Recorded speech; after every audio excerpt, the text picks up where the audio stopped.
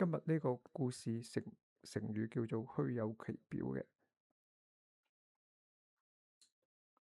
佢係咧形容一個人咧係得個樣嘅啫，其實咧就冇乜料到嘅，入邊係唔得嘅嚇。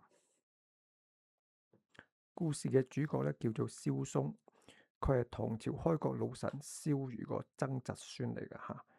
咁咧就咧古代嘅人咧都係留住好靚嘅鬚嘅，咁喺唐朝咧都係算係一個算係一個美男子，係唐明皇最中意一個人之一嚟嘅。開元年間咧就任命為宰相。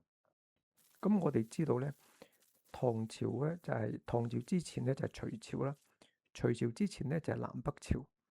南北朝嘅有宋齊梁陳四個朝代。咁喺梁朝咧就個皇帝咧就姓蕭嘅，係蕭衍。咁而家我哋啱啱講到嘅蕭儒咧，就係蕭衍嘅其中一個孫嚟嘅，一個好遠嘅孫嚟嘅。咁而喺唐朝咧，就唐明皇咧就係我哋好熟悉嘅唐玄宗啦。咁好多嘅重要嘅事都喺佢發生嘅，喺佢人唔上發生嘅。咁最出名嘅就係呢一個嘅安史之亂啦。但係安史之亂之前咧，佢都係一個明君嚟嘅。咁當時咧仲有個開元盛世嘅。咁喺開元初年咧，佢都係勵精圖治嘅。咁當時咧，許國公蘇襄，講錯咗，應該係蘇壞嘅仔蘇廷咧就民望好高。咁唐明皇又對佢好器重嘅，咁就想拜佢做為相啦。咁就徵求嗰啲大臣嘅意見啦。咁蕭嵩咧就話啦：任用賢能，皇上自然有好眼光噶啦。皇帝諗咩都得噶啦，就非神所能及嘅。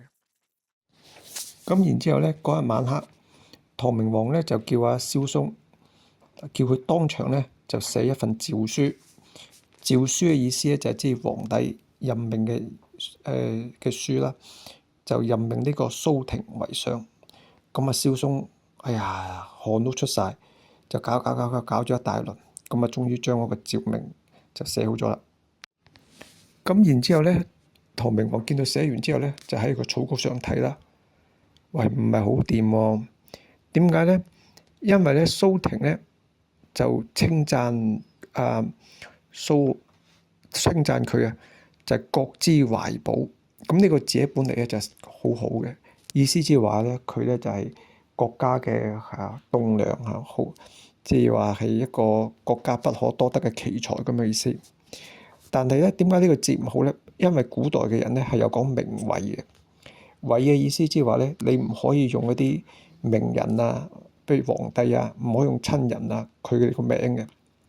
咁而蘇廷個爸爸咧就叫蘇懷。咁你如果用咗國之懷寶啊，咪就被即係犯咗個位咯。咁然之後咧，就皇帝咧就叫蕭嵩過嚟，喂，國之懷寶四個字用得唔掂喎。蘇廷係蘇懷個仔，你又叫佢犯咗佢爸爸嗰個名位，你要改一改喎。呢啲咧就係一啲好簡單嘅錯誤嚟嘅，但係佢居然犯咗呢啲咁簡單嘅錯誤。咁啊，蕭嵩先發現自己，哎呀咁疏忽嘅，真係呢啲咁簡單嘅錯誤都錯㗎嘛。古人咧就係咧一攞起筆就寫文章㗎啦嘛，點會寫啲咁嘅嘢出嚟？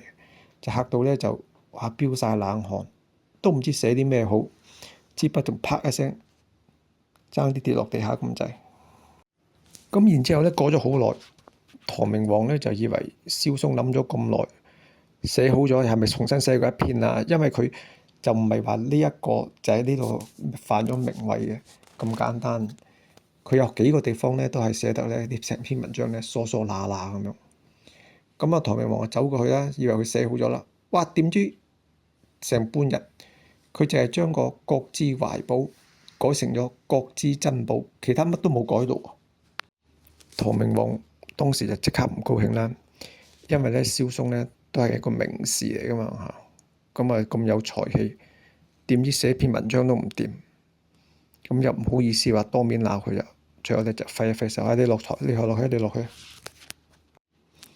等到阿蕭嵩退後咗之後，唐明皇就將佢嗰份稿咧啪一下掟落地下度，就虛有其表嚇，即係話佢咧得個樣係靚嘅啫，真係冇文章，寫篇文章都唔掂。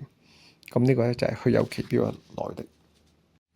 不過話講翻轉頭，蕭嵩咧可能我篇文章唔係咁掂，但係咧其實咧佢咧處理行政公務咧都係好慎密周到嘅。後尾咧就出邊陣嗰度咧打仗，咁都為朝廷立咗好多軍功。咁因為咁樣咧，唐明皇咧都改變咗睇法，就唔繼續講佢虛有其表啦。後尾咧仲任命佢做中書令、宰相。宰相係好高嘅一個位置嚟噶啦。然之後咧，佢個仔叫蕭恆，仲被駙馬睇中咗，仲被唐明皇睇中咗，招為駙馬，配新昌公主俾佢。咁之後咧，逢親蕭嵩夫婦進宮謁見，唐明皇咧就係對佢哋都叫阿嵩夫人就親家母咁樣送好多珍貴禮品俾佢。咁咧就雖然咧就蕭嵩咧就好似以後晚年嘅時候咧名位好高，但係咧因為咧虛有其表呢個成語咧就已經深入人心啦。咁咧有時咧都仲係會誤會佢係一個冇乜用嘅角色。